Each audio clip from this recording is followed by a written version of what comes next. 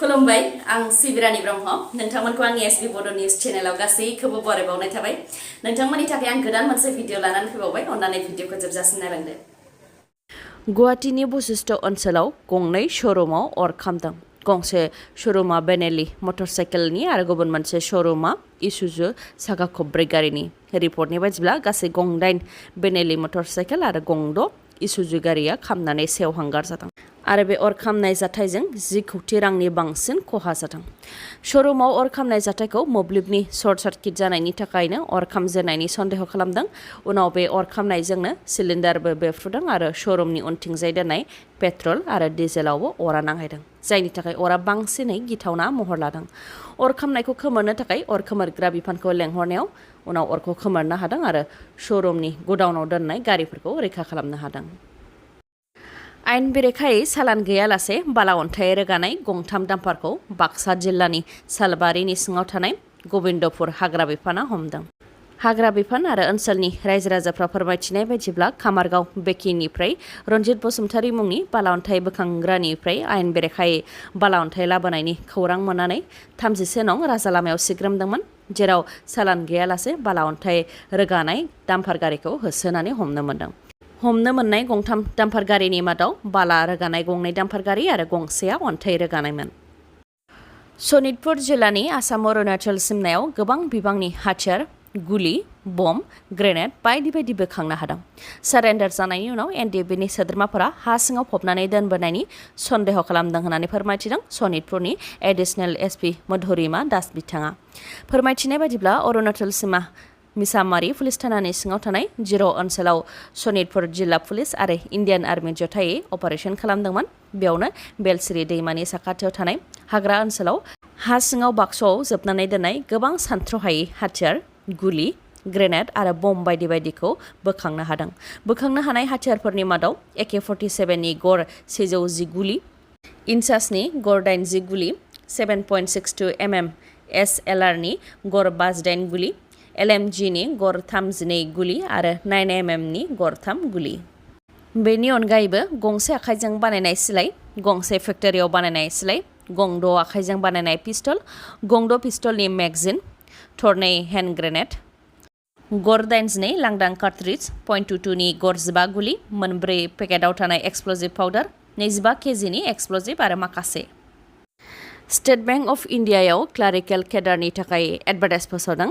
Junior associates customer support and सेल्सनि लांदां पस्टखौ सुफुंनो थाखाय स्टेट बेंक अफ इन्डियाया एडभार्टाइज फोसावदों। गासै भेकेन्सिया 5008। अनलाइन एप्लाइ खालामनायनि अक्ट'आ 7 सेप्तेम्बर 2022 निफ्राय 27 सेप्तेम्बर 2022 सिम। प्रिलिमिनारि आनजादा नभेम्बर दान 2022 आव जागोन आरो मेइन आनजादा बे बोसोरनि डिसेम्बर दानाव नङाब्ला फैगौ बोसोरनि जानुवारि दानाव जागोन।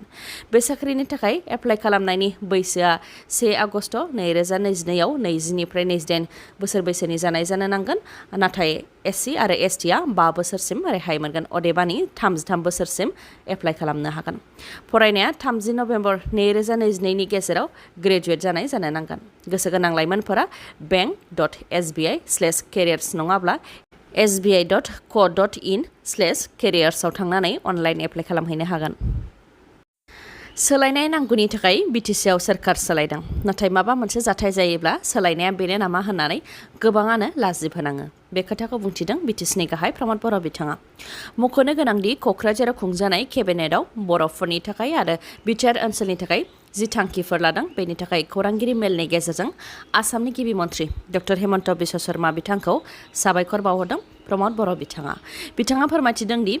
आसामनि गिबि मन्थ्रिनिफ्राय जेसेबां आसा खालामदोंमोन बेनिख्रुइ बांसिन आरो जोबोद गोख्रैथिजों बिथाङा खामानिफोरखौ मावदों।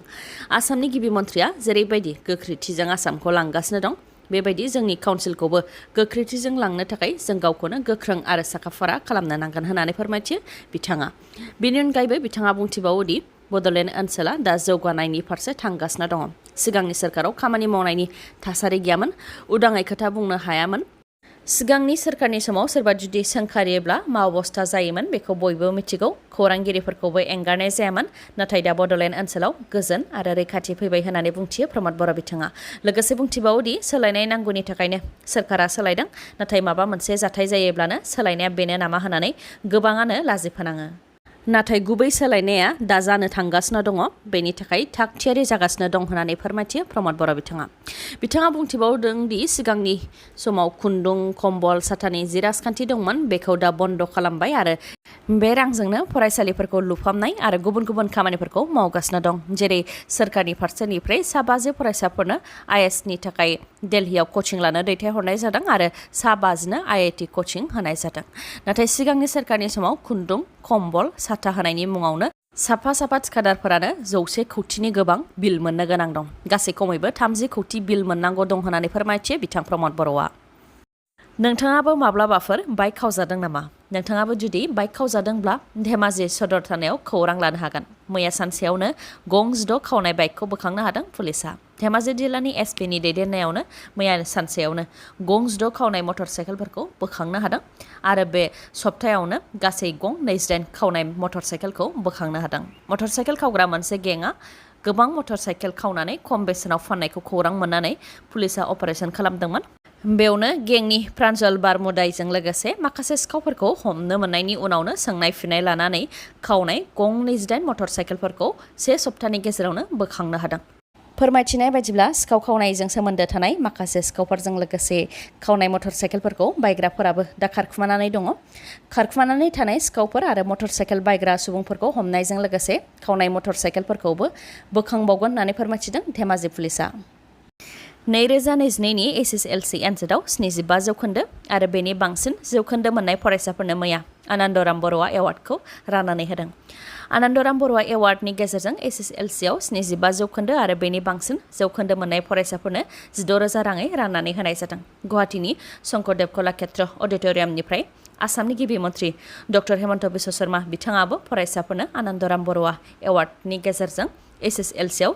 75 जौखोन्दो आरो बेनि बांसिन जौखोन्दो मोननाय फरायसाफोरनो 16,000 रांजों लोगोसे फेलिसिटेशन लेटार राननानै होदों लोगोसे डक्टर हेमन्त बिश्व शर्मा बिथाङा फोरमायथिबावदों दि आनन्दराम बर'आ एवार्ड 2022 नि गेजेरजों सा 22,601 फरायसाफोरनो 16,000 राङै राननानै होनाय जादों आरो बेजों 36 कौटि रां खरसा जादों होननानै फोरमायथिदों मैयानि सानाव दाब जिल्लायाव बे बान्थाखौ फरायसाफोरनो राननानै होनाय जादों बेबायदियैनो बाक्सा जिल्लानि बरमायावबो आसामनि मन्त्रि नन्दिता गार्लसा बिथाङा आनन्दराम बर'आ बान्थाखौ राननानै होदों बाक्सा जिल्लानि सा 351 फरायसाफोरनो 16,000 राङै राननानै होदों बाक्सानि गार्जेन मिनिस्टार नन्दिता गार्लसा बिथाङा फरायसाफोरखौ थुलुंगा होनो थाखायनो बे आनन्दराम बर'आ बान्थाखौ राननाय जादों होननानै फोरमायथिदों आरो जायफोर फरायसाफोरा बे बान्थाखौ मोननायनिफ्राय गोजानाव थानो गोनां जादों बिथांमोनहाबो दुखु जानो नाङा नाजालांबाय थायोब्ला जिउआव सानसे जाफुंसारनायखौ मोननो हागोन होननानै बुंथिदों मन्त्रि नन्दिता गार्लसा बिथाङा दिवाली जानायनि सिगांनो दिल्ली सरकारा फुजायाव गावग्रा बम बायनाय आरो फाननायखौ बन्द फोसावदों बम बानायनाय फाननाय दोननाय आरो बेफ्रुहोनायखौ दिल्ली सरकारा थांनाय बोसोराव बन्द फोसावनाय बायदियै बे बोसोरावबो 1 जानुवारि 2023 सिम बम बानायनाय दोननाय फाननाय आरो बेफ्रुहोनायजों लोगोसे अनलाइननि गेजेरजों बायनाय फाननायखौबो बन्द फोसावदों दिल्लीनि आबहावानि मन्त्रि गपाल राय बिथाङा फ्राय सानफ्रामबो रां जाख्ल'ग्रा सोरखारि मावख'गिरिफोरनि हेंथायै राहा लानाया जागासिनो दङ अब्लाबो खम जायाखै सोरखारि मावख'गिरिफोरनि रां जाख्ल'नाया फिन directorate of vigilance and anti कराप्शन टीमनि आखायाव हमजाबाय सासे सोरखारि मावख'गिरिया बे खेबाव रां जाख्ल'नायनि दायाव दरं पाटारिघाट रेभिनिउ सार्कलनि सार्कल अफिसाव मावग्रा लाट मण्डल हरिदास सिन्हाया हमजादों रां लाफुबाय थानाय समावनो हमनो हादों लाट मण्डलखौ हानि नामजारि खालामनायनि मुङाव 20,000 रां दाबि खालामदोंमोन लाट मण्डल हरिदास सिन्हाया 20,000नि सोलायै 17,000 रां होनायनिबो खोथा जाबायमोन नाथाय जाय सुबुंनाव रां बिदों बिथाङा रां होनो गोसो गैयैलाय directorate of vigilance and anti कराप्शन टीमनो मिथिहोनायाव सोलो खालामनानै 10,000 रां होफुबाय थानाय समावनो लाट मण्डल हरिदास सिन्हाखौ रांजों लोगोसे हमनो हादों रां जाख्ल'नायनि दायाव हरिदास सिन्हानि हेंथायै दा केसबो रेजिस्टार खालामनाय जाबाय दिनैनि भिडिअआ एसेनोसै गाबोन आरो गोदान भिडिअजों लोगो मोनफिनबावगोन नोंथाङा दासिमबो आंनि चेनेलखौ साबस्क्राइब खालामाखैबा अन्नानै साबस्क्राइब खालामदो लोगोसे लाइक कमेन्ट आरो शेयार खालामनो दाबाव गोजोन्थों